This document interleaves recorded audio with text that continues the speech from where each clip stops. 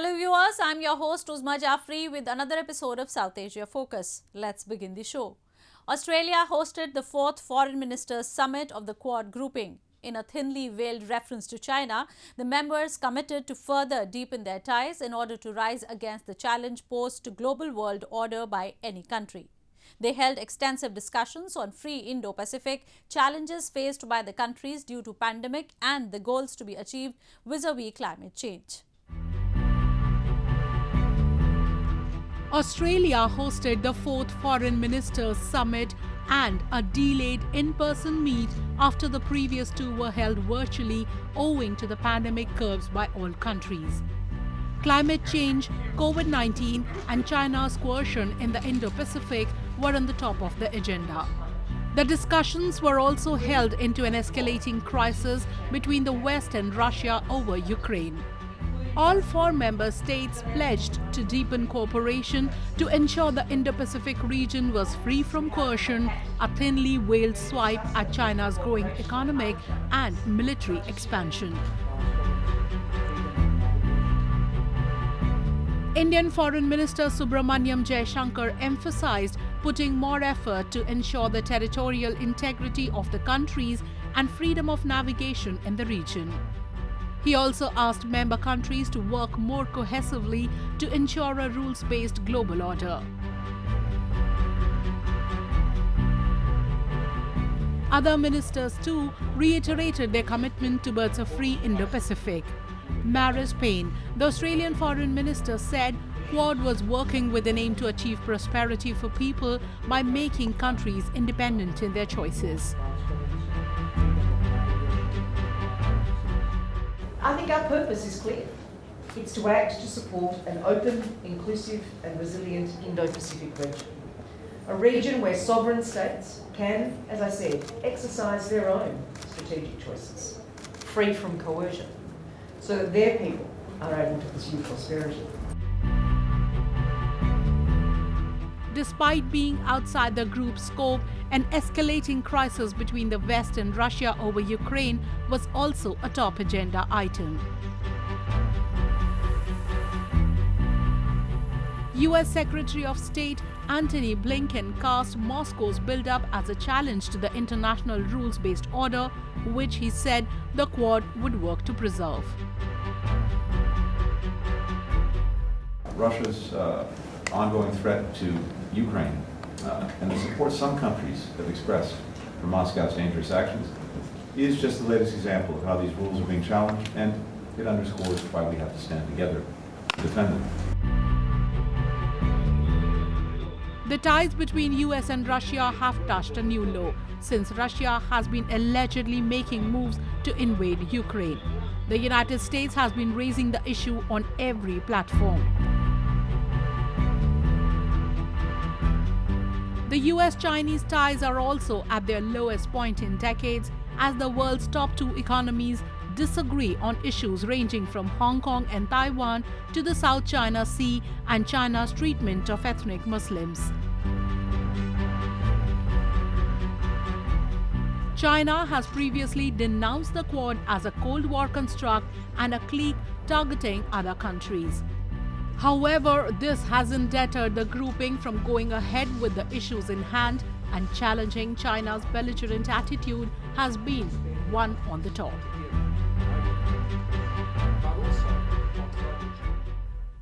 Moving on. A leaked Nepal government's report commissioned last September has accused China of encroaching into Western Nepal in Humla district along their shared border. The report was leaked to London-based BBC. Despite all the evidence on the ground, the media report said the government's report is now pending with the Ministry of Foreign Affairs. However, both Nepalese and Chinese government have denied the report and have said that they will resolve issues bilaterally.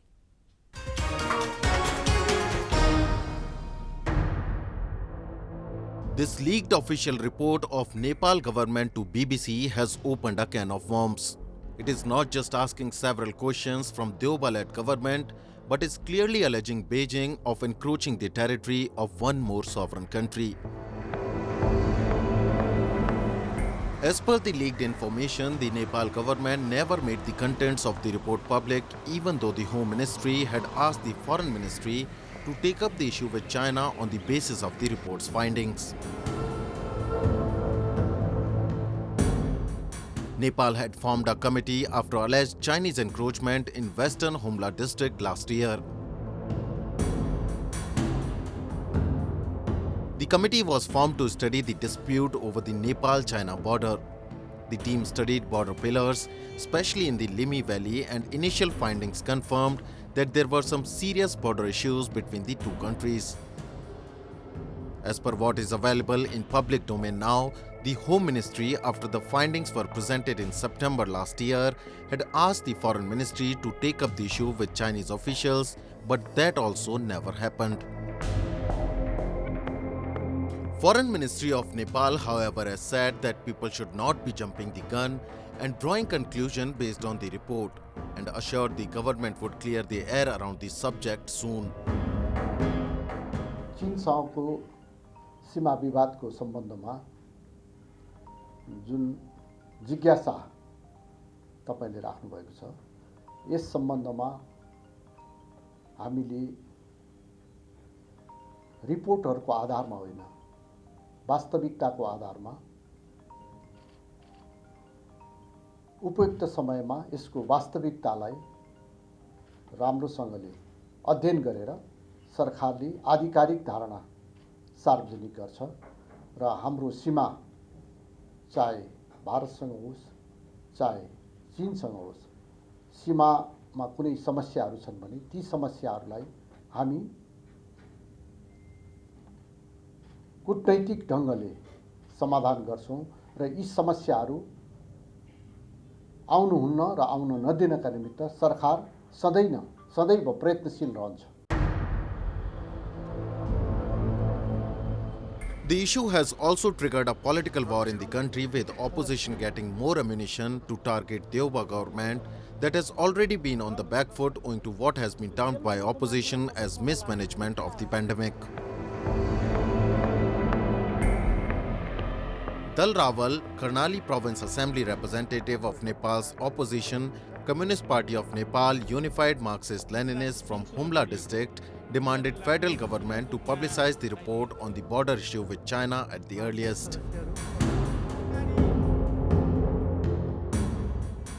माननीय सभामुख ज्यू मार्फत यो सम्मानित सदन मार्फत संघीय सरकारलाई र हाम्रो कर्णाली प्रदेश सरकार मार्फत पनि यो प्रतिवेदन गोप्य राख्नका लागि त किन त्यत्रो खर्च गरेर अध्ययन गरिएको होला, छिटो भन्दा छिटो सार्वभौम नेपाली जनताले थाहा पाउने गरी, सार्वभौम कर्णालीवासीले थाहा पाउने गरी र हुम्लावासीले थाहा पाउने गरी यो सार्वजनिक गरियोस्। यदि समस्या छन् भने मित्र राष्ट्र चीनसँग कूटनीतिक पहल गरेर यसको समाधान गरियोस् भन्ने चाहिँ अनुरोध गर्न चाहन्छु। Released or unreleased, the report comes as a reality check for the government and the observers who were constantly pushing the narrative of strengthening Nepal-China ties. Kathmandu has even signed the Belt and Road Initiative of China, and now some experts feel Beijing has leverage and could coerce Kathmandu into giving up its claims. The Nepal government, however, stands firm on its stance that it would solve the issue bilaterally and have assured that border strife, if there is any, will be resolved through negotiations.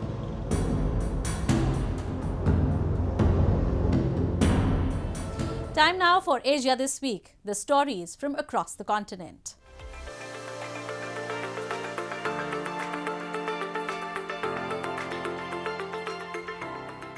Iran unveiled a new domestically made missile with a range of 1,450 kilometers a day after Tehran and Washington resumed indirect talks to salvage a 2015 nuclear deal. Iran, which has one of the biggest missile programs in the Middle East, says its ballistic missiles have a range of up to 2,000 kilometers and are capable of reaching its arch foe Israel and US bases in the region. State TV displayed the new surface-to-surface Khaybar-Shekan missile, which refers to an ancient Jewish oasis called Khaybar in the Arabian Peninsula's Hijaz region that was overrun by Muslim warriors in the 7th century. Tehran regards its missile program as an important deterrent against the United States, Israel and other adversaries. It has rejected Western demands to halt its ballistic missile work. Sunni Muslim Saudi Arabia, a regional rival of Shiite-led Iran, has repeatedly called on major powers to address Gulf Arab concerns about Tehran missiles. Israel, which the Islamic Republic does not recognize, has long threatened military action against Iran if the talks in Vienna fail to curb Tehran's nuclear work. Iran says its nuclear ambitions are peaceful.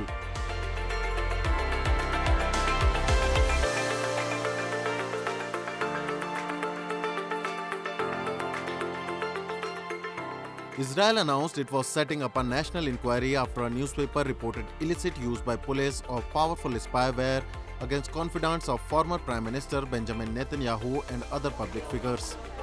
Kalsalis newspaper in an unsourced report said that Pegasus, a cell phone hacking tool made by Israel's NSO group, was used to fish for intelligence even before any investigation had been opened against the targets and without judicial warrants. It further alleged that those targets included a son of and 2 aides of Netanyahu, who is on a trial on corruption charges. The furor has added a domestic angle to allegations that surfaced last year of misuse of Pegasus by foreign clients, which prompted the Bennett government to order export reviews. Prime Minister Naftali Bennett said in a statement that Pegasus is important for fighting crime and terrorism, but was not intended to be used in phishing campaigns targeting the Israeli public or officials.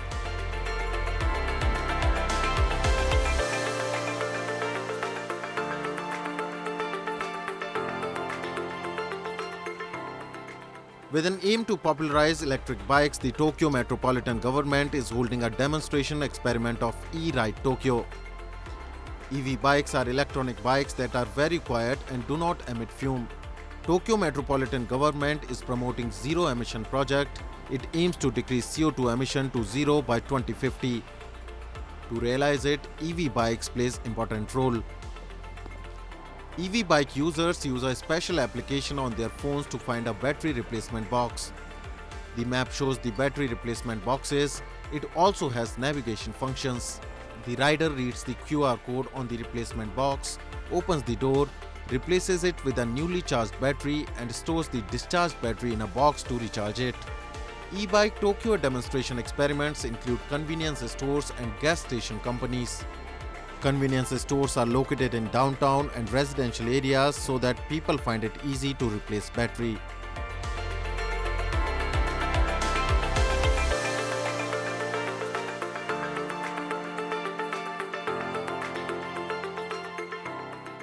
Japanese electronics manufacturer giant Panasonic has announced to take steps regarding environment conservation in the future at the world's largest consumer electronics exhibition, CES 2022.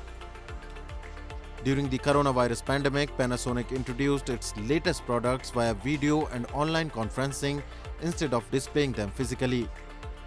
In a video message, the company CEO explains about the commitment green impact. When I see the activities of the Panasonic Group, I see the need to fulfill a tremendous responsibility. We will reduce this by developing new technologies and solutions to increase their efficiency. The customer base of Panasonic is spread all over the world, and the company is very well aware of the responsibility that it holds towards the society.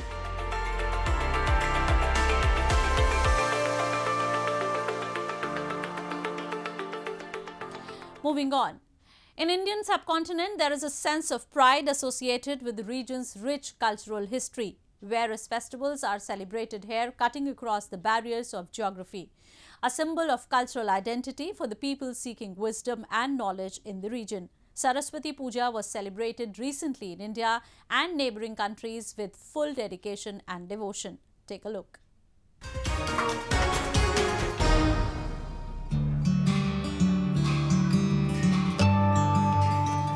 For a country as diverse as India, various festivals bring along the ethnic and cultural diversities under one roof of togetherness. One such festival is Basant Panchami, which is celebrated in different ways across the Indian subcontinent, marking the arrival of spring season.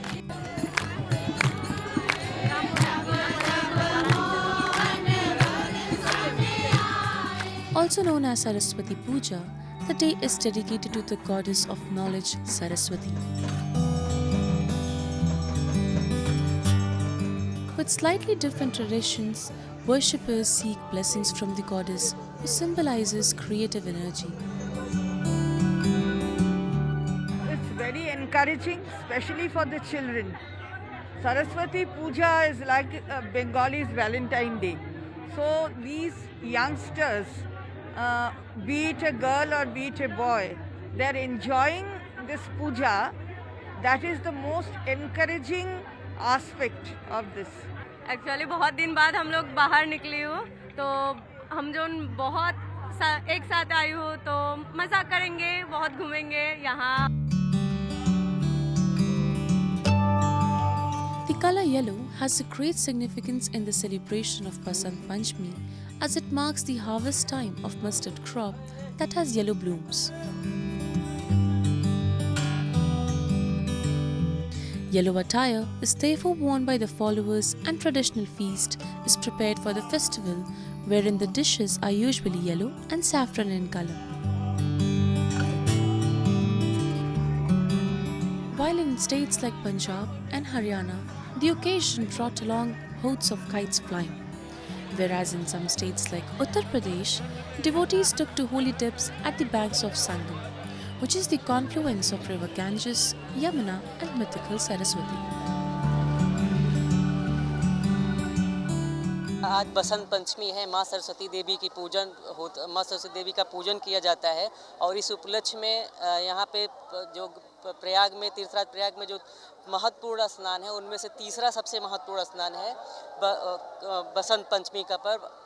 माँ सरस्वती जैसा कि हमारे जो आदिश रूप मैथेटिकल रूप में यहाँ सरस्वती जी विराजमान है और इसी को लेकर यहाँ लोग आते हैं कि आज वाग देवी माँ की पूजा पर प्रार्थना हो जाए. The Hindu community in the neighbouring Bangladesh also celebrated the puja, paying their obeisance to the goddess of wisdom, learning and performing arts. The most decorative and gorgeous celebration of the auspicious day was arranged on the premises of Jagannath Hall of Dhaka University, where a huge number of devotees performed the religious rituals. Meanwhile, in Nepal, schools and colleges organized pujas to pay homage to the goddess. Students also participated in huge numbers by starting the day with a ritual bath in the morning, followed by a day-long fast. In India, there are several festivals that are marked exclusively to seek deities' blessings for wisdom and a more virtuous life. With that, we come to the end of this week's episode. See you next week. Goodbye and take care.